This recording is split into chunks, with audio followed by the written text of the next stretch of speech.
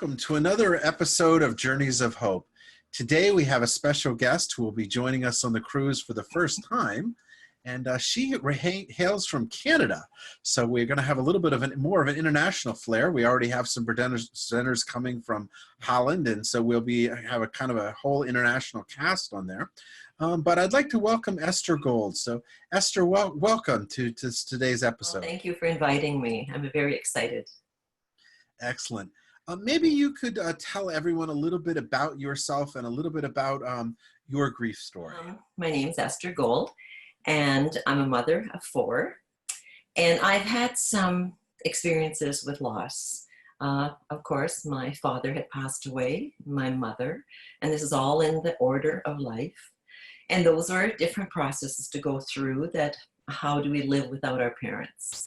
And somehow we seem to welcome a new day. Then my brother, who was always so healthy, suddenly he got a severe headache, and it was learned that he had a glioblastoma brain tumor. And it was a difficult time because I thought, how am I ever going to live without my brother? And going through the anticipatory grief was difficult. Unfortunately, he passed away.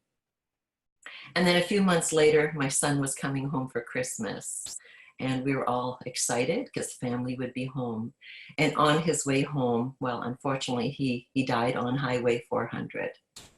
And the grief is different. I knew the grief of living life without parents and having to work through grief of living without my brother.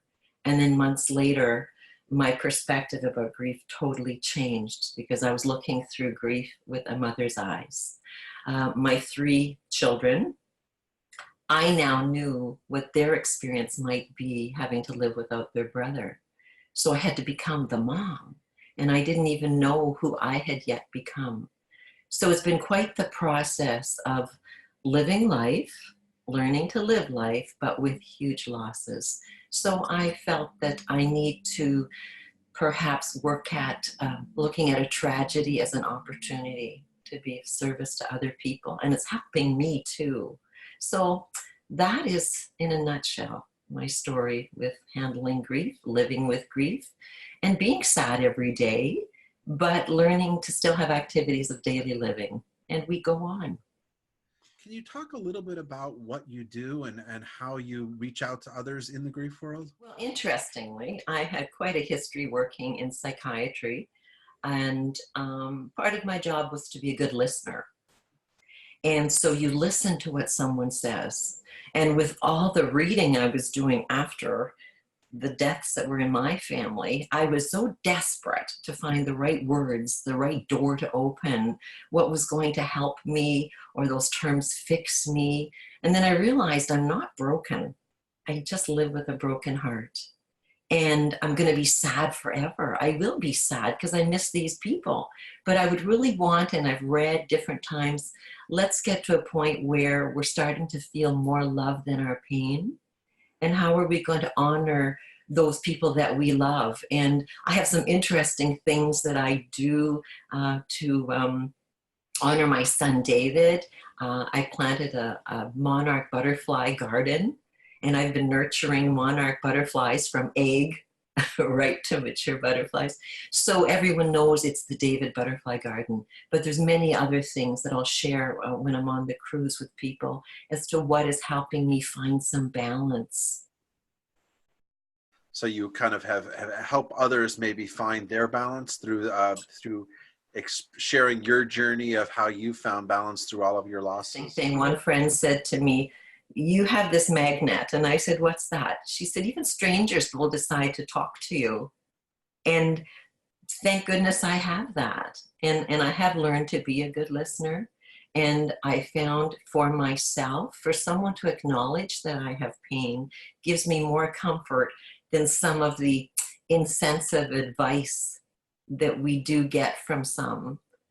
Things like, oh, I heard if you exercise, you'd feel really better, you'd be happier. And I can only be the polite Canadian that I am and say, thank you for saying something. But I'm glad they can't read my mind.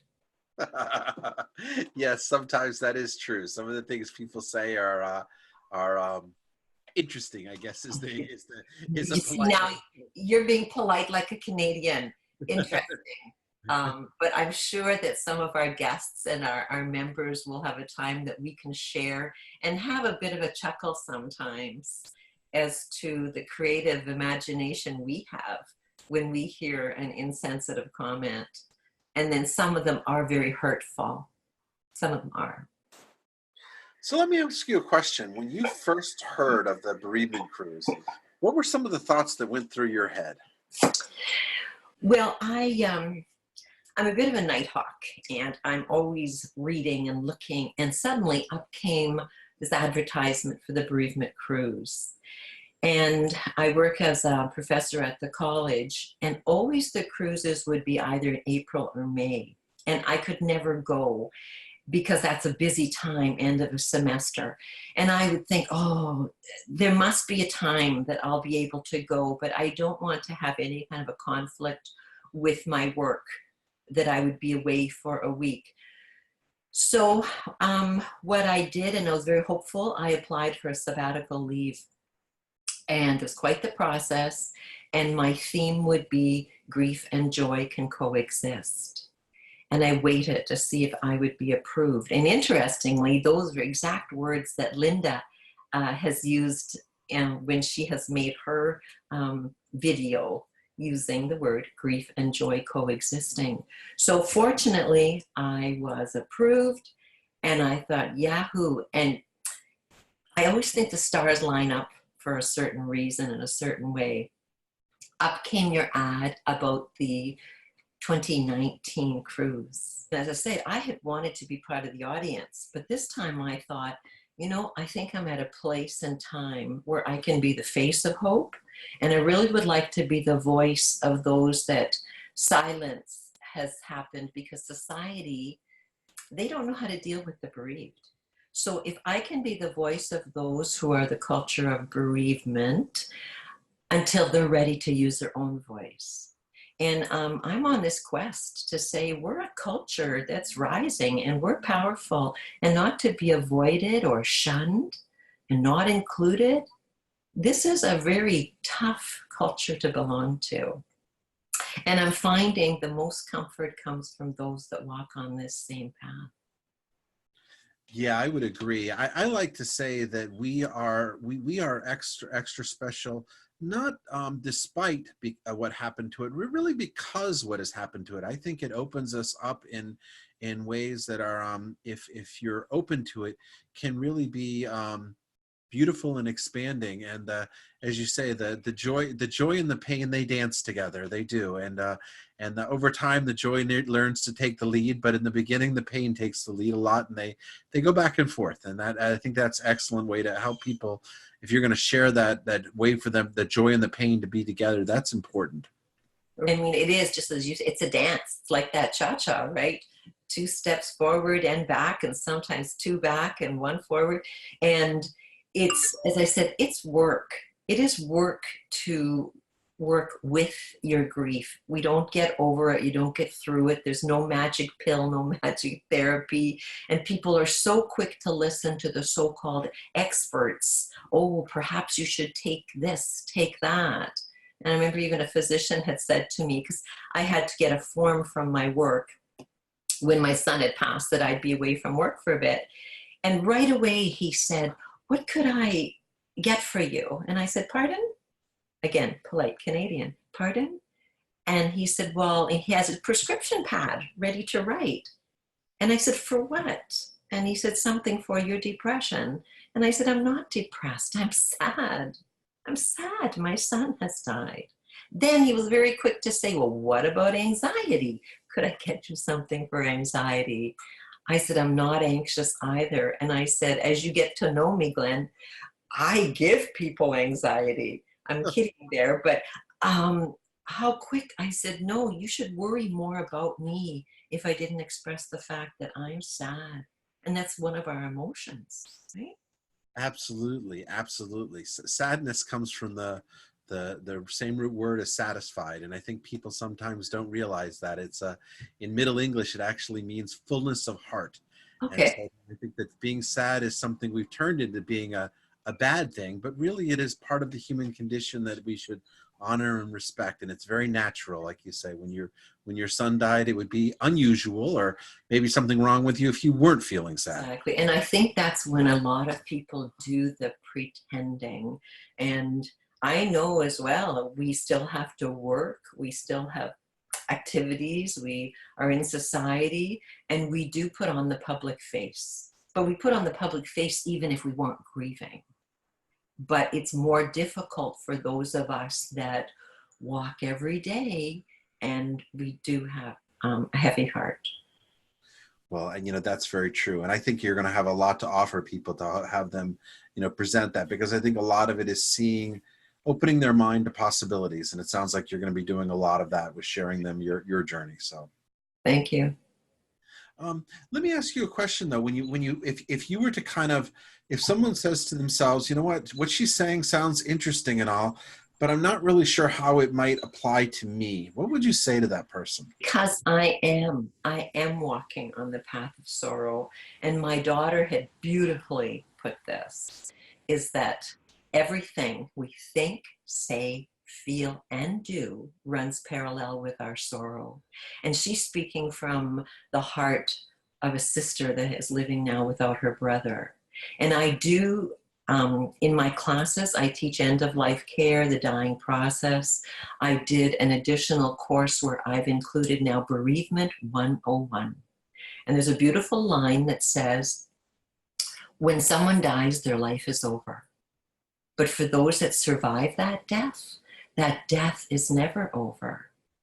And when I tell people, when we love deeply, we're going to grieve deeply. And that is so normal. So how can we reboot our brain, so to speak, and say, I'm going to, with dignity and grace, I'm going to honor my loved one. I'm going to say their name. I'm going to include them when we have celebrations, because, they still do. They are a part of who we are. And do we change? Of course we do. I'm still getting to know sometimes who I've become now that I'm a bereaving mom. And the changes, sometimes it gives us a few freedoms that we never thought we would have. And some of the freedoms would be to say, no, not this time, but thank you for asking. So let me ask you a question then. I mean, your parents died, but you kind of then you had this other grief events kind of enter your life. But since you were in the profession, and this is something you had studied and kind of got an academic understanding of what grief was all about, can you talk a little bit about what is the difference between your academic understanding of grief and your life understanding of grief? In nursing, we have standards, and we have to follow these standards. And a lot of it has to do with professionalism. And when I've been with the students, perhaps in a clinical setting, and we've been with someone in palliative care, and we know that this person's life that we know is soon to come to an end. And I say to my students, even with anyone that has a diagnosis, remember, it's person first and diagnosis later. And you're going to be in an environment, and if by chance your patient you've been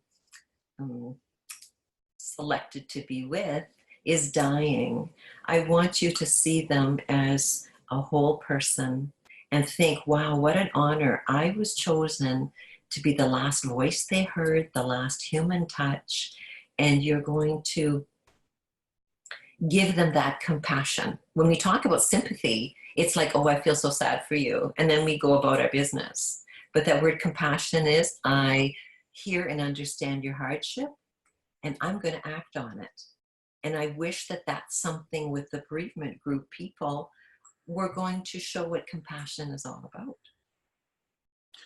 Well, that is absolutely what the Grief Cruise is all about. That compassion and that sharing and that community is really, I think, a beautiful piece. And I am extremely excited that you will be joining us on the next cruise. Thanks. And If people want to get in contact with you, how would they do that? What's the best way for them to get in contact with you? Well, the advertisement had come up on the Facebook, so I have shared it with many people, and I can best be contacted, I think, just through my email, and I'll give that to you. It's my first name, which is esther.h.gold@gmail.com, and I welcome anyone to please contact me. Well, thank you very much for your time, and we look forward to seeing you on the Grief Cruise. Thank you for calling me.